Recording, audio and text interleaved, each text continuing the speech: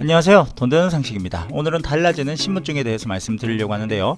내년부터 달라지는 세 가지에 대해서 말씀드리려고 합니다. 정부는 주민등록증, 여권, 운전면허증 등 7개의 신분증에 대해 정부 표준안을 제정했습니다. 행정안전부는 올해 초부터 신분증 소관 부처들과 협의하여 그간 운영 방식이 달라 불편과 비효율이 발생함에 따라 국가신분증 운영 표준안을 마련했는데요. 표준안 적용 대상은 정부가 발급하는 주민등록증, 청소년증, 국가보훈등록증, 여권, 운전면허증, 장애인 등록증, 외국인 등록증 등 7가지입니다. 특히 주민등록증에 대해서는 많은 부분이 변경됐는데요. 지금까지 없었던 유효기간이 생기고 스마트폰으로 발급이 가능한 모바일 주민등록증이 생기면서 많은 것이 바뀌고 변경됩니다. 사실 지금도 10년 이상 20년이 지난 신분증을 사용하시는 분들이 계실 텐데요. 신분증을 보면 전혀 다른 사람 사진이 있는 것을 자주 볼 수 있습니다. 이에 정부는 국가신분증의 보안 강화, 신원정보 최신화 등을 위하여 유효기간을 두는 방안을 추진 중에 있습니다.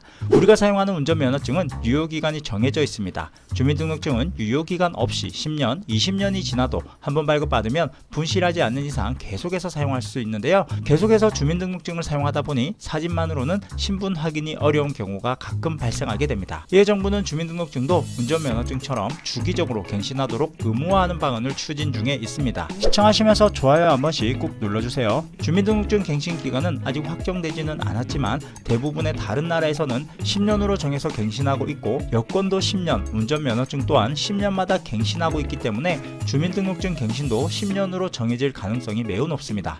그럼 어떤 식으로 변경이 될까요? 운전면허증과 여권으로 먼저 확인을 해볼 텐데요.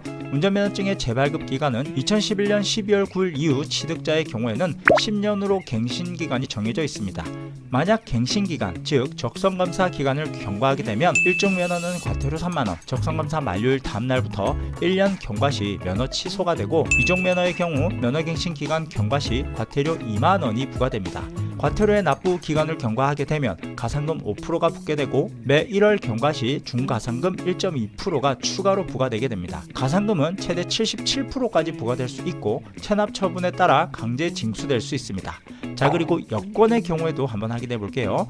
유효기간에 따른 재발급과 연관 수록정보 정정, 변경, 여권의 분실 및 훼손, 행정기간 착오로 인한 재발급 등으로 발급을 받을 수 있는데요. 유효기간에 따라 재발급을 보게 되면 복수여권은 유효기간 10년으로 53,000원의 비용을 지불해야 하고 단수여권은 유효기간은 1년으로 2만원의 비용을 지불해야 갱신할 수 있습니다. 대부분의 사람들이 여권을 한번 만들면 재발급 받는 게 귀찮기도 하고 사진도 찍어야 하는 번거로움이 있기 때문에 10년 유효기간을 선택해서 발급을 받고 있는데요. 과태료는 아니지만 여권 재발급을 위해서는 어쨌든 10년마다 5만원이 넘는 비용을 지불해야 하기 때문에 비용적인 부분이 발생하게 됩니다. 자, 그럼 주민등록증도 유효기간이 생긴다면 어떻게 바뀔까요? 유효기간 안에 재발급받지 않을 경우 운전면허처럼 과태료를 부과하게 될 수도 있지만 과태료가 없다고 하더라도 유효기간 경과로 인한 재발급 비용과 사진 촬영을 해야 하기 때문에 비용이 발생하지 않을까라는 생각이 드네요. 자, 그럼 이번 논의된 국가신분증 운영 표준안을 살펴볼게요. 상명 표기의 표준화, 날짜 표기의 표준화, 신분증 사진의 표준화, 신분증의 유효기간 운영, 국제용 국가신분증 운영 특례, 이렇게 5가지로 나눌 수 있는데요. 첫 번째 성명 표기의 표준화는 앞으로는 모든 국가신분증에서 국민과 외국인의 성명이 온전하게 표기되도록 할 계획이라고 하네요. 두 번째는 날짜 표기의 표준화인데요. 신분증의 날짜를 표기하는 경우 연, 월, 일 순으로 표기하도록 변경되고 연월 1의 자리를 연은 4자리, 월과 일은 2자리가 모두 표기되도록 통일하면서 날짜를 조금 더 쉽게 확인할 수 있도록 변경할 계획입니다. 세 번째는 신분증 사진의 표준화인데요. 현재 대부분의 신분증은 여권용 사진으로 제출이 되고 있는데 일부 신분증의 경우 다른 규격을 사용하고 있습니다. 이에 신분증 발급 신청 때 제출하는 사진의 규격도 가로 3.5, 세로 4.5 여권용 사진으로 모두 표준에 맞추게 될 뿐 아니라 배경, 색상 또한 백색인 천연색 사진을 원칙으로 하도록 변경됩니다. 네 번째는 신분증의 유효기간 운영인데요. 운전면허증의 유효기간은 10년이지만 일부 신분증은 유효기간이 없어 계속해서 사용하고 있습니다. 이에 오래된 신분증으로 신원을 확인할 수 어렵고 이런 문제를 개선할 수 있도록 국가신분증 운영기관의 장에게 국가신분증의 보안, 강화, 신원정보 최신화 등을 위하여 국가신분증이 주기적으로 갱신될 수 있도록 한다고 밝혔습니다. 다섯 번째는 국제용 국가신분증 운영 특례입니다. 우리나라 신분증은 외국에서도 사용할 수 있도록 발급하는 국가신분증에 대해서는 신분증 관련 국제협약 또는 이에 준하는 국제기준을 우선 적용할 수 있도록 한다고 밝혔습니다. 두 번째는 모바일 신분증의 개정인데요. 행정안전부는 주민등록법 일부 개정안이 20일 국무회의에서 의결되었습니다. 주민등록법 개정안이 국회를 통과하면 1년의 준비기간을 거쳐 빠르면 내년 하반기부터 모바일 주민등록증이 변경될 수 있습니다. 현행 플라스틱 카드 형태의 주민등록증과 법적 효력이 같은 모바일 주민등록증을 발급받을 수 있는데요. 현재도 내 스마트폰에서 모바일 주민등록증을 발급받을 수 있지만 일부 기관과 금융기관에서는 사용할 수 없었습니다.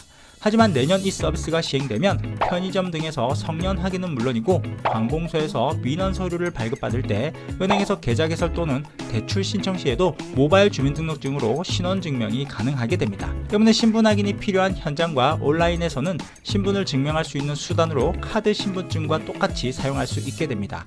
하지만 우려의 목소리도 있는데요. 스파이웨어나 바이러스, 해킹, 복제 등을 당할 염려가 있다는 겁니다. 주민등록증이 해킹을 당한다면 정말 큰 피해를 입을 수 있어 더 주의가 필요하겠죠.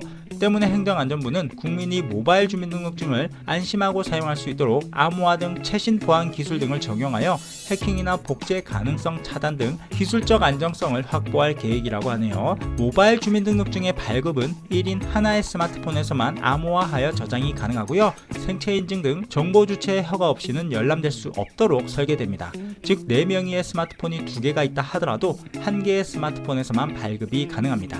또한 스마트폰 분실을 대비하여 전용 콜센터와 홈페이지를 운영하여 분실 신고 시 즉시 사용을 중단시켜 도난과 도용을 예방할 계획입니다. 특히 새로 시행되는 모바일 주민등록증은 본인의 필요에 따라 필요한 정보만 선택해서 제공할 수 있는데요. 성년 확인 시에는 생년월일 4자리만 보여줄 수 있고 주소 확인 시에는 주민등록 번호를 가릴 수 있어 사생활 침해 우려도 해소될 전망입니다. 다만 모바일 주민등록증을 발급받기 위해서는 한 번은 주민센터 방문이 필요합니다. 주민등록법 일부 개정 법률안이 시행되면 17세 이상 주민등록증을 발급받은 성인이라면 누구나 가까운 주민센터를 방문하여 무료로 모바일 주민등록증을 발급받을 수 있습니다.